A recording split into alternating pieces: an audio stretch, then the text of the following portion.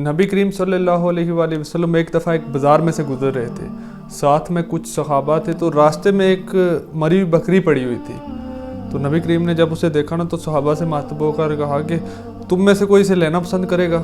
صحابہ نے اس طرف دلچسپی نہیں دی، انہوں نے کہا یا رسول اللہ یہ مری ہوئی ہے، ہم اسے نہیں لیں گے۔ نبی کریم صلی اللہ علیہ وآلہ وسلم نے کہا کہ تم میں سے کوئی اسے فری میں لینا چاہے گا، یہ مری ہوئی ہے؟ صحابہ نے کہا یا رسول اللہ اگر یہ زندہ بھی ہوتی تو ہم اسے نہ لیتے، کیونکہ اس کی حالت سے لگ رہا ہے کہ یہ شدید بیماری کی وجہ سے مری ہے، ہم اس کو نہیں لیں گے۔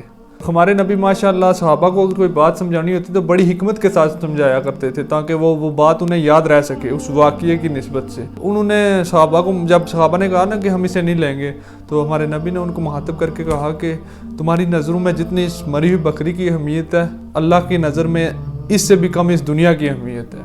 اس دنیا کو مچھر کا پر کہا گیا ہے، اس دنیا کو مری ہوئی بکری کے ساتھ تشبیہ دی گئی ہے۔ کہنے کا مطلب یہ ہے کہ ہم سے پہلے ہزاروں آئے، لاکھوں آئے جو ہم سے پہلے اس دنیا سے چلے گئے، ہم اس میں رہ رہے ہیں، ہمارے بعد کچھ لوگ آئیں گے۔ اس دنیا میں رہتے ہوئے اللہ تعالیٰ کے دین کو پکڑ کے رکھیں۔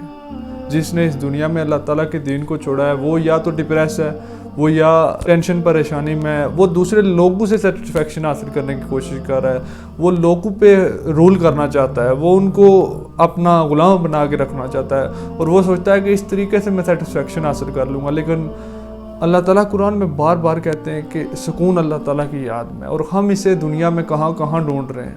ہم کہتے ہیں کہ ہمارے پاس یہ چیز ہوگی تو ہمیں سکون مل جائے گا، یہ ہوگی، وہ ساری چیزیں ہم حاصل کر لیتے ہیں، لیکن آخر میں ہمارے پاس سکون نہیں ہوتا۔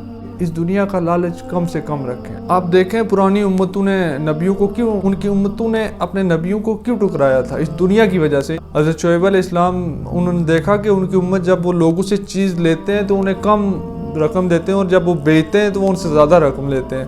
تو انہوں نے اپنی امت سے کہا کہ لوگوں کے ساتھ نا انصافی نہ کرو۔ تو ان کی امت نے آگے سے کہا کہ یا شعیب علیہ السلام، ہم نے دنیا میں دنیا کمانی ہے، ہمیں اس سے کوئی فرق نہیں پڑتا کہ ہم کس طرح کما رہے ہیں، ہم لوگوں سے چھین رہے ہیں، ہم کسی کا حق کھا رہے ہیں، ہم کسی سے زور و زبردستی کے ساتھ کچھ لے رہے ہیں، ہم نے دنیا میں دنیا کمانی ہے۔ تو جب شعیب علیہ السلام نے ان کو اسلام کی دعوت دی نا کہ یہ غلط کام چھوڑ دو، اس دنیا میں تم نے کچھ سال رہنا ہے، اس کے بعد ہمیشہ والی زندگی کی طرف تم جاؤ گے، تو اس لیے اللہ کے راستے کو اپناؤ۔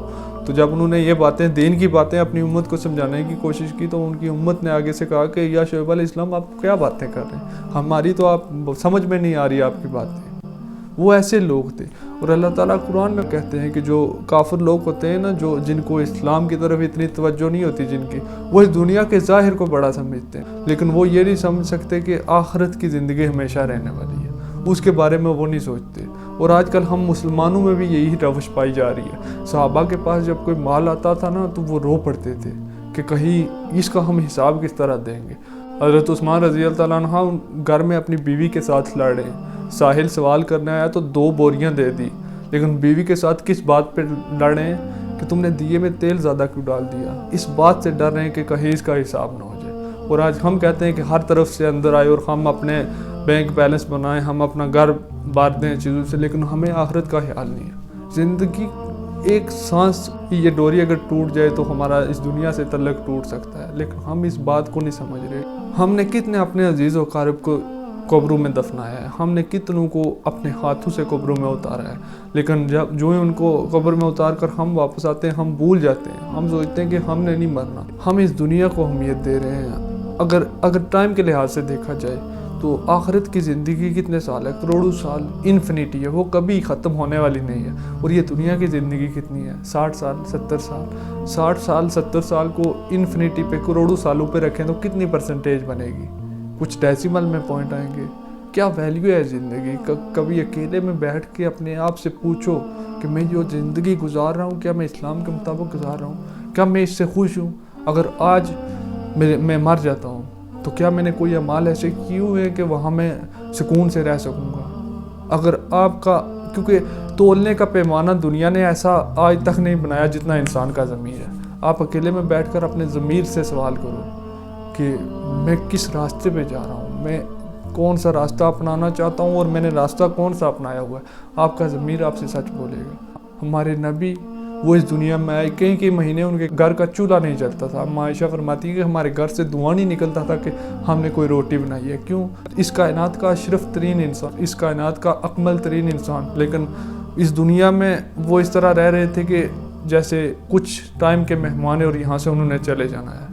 وہ اگر چاہتے تو ان کے پاس دنیا کی ہر عیاشی ہر چیز نہ ہوتی, لیکن اس دنیا کو انہوں نے کچھ سمجھا ہی نہیں ہے.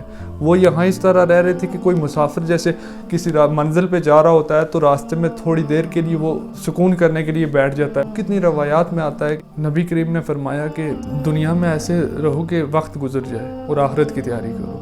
اس دنیا نے کبھی کسی کو کچھ نہیں دیا. اس نے نمرود کو کچھ نہیں دیا, اس نے فرعون کو کچھ نہیں دیا, اس نے شداد کو کچھ نہیں دیا. وہ تو ایسے لوگ تھے جنہوں نے دنیا میں اپنے لیے جنتیں بنائی تھی, جنہوں نے ربوبیت کے دعوے کیے.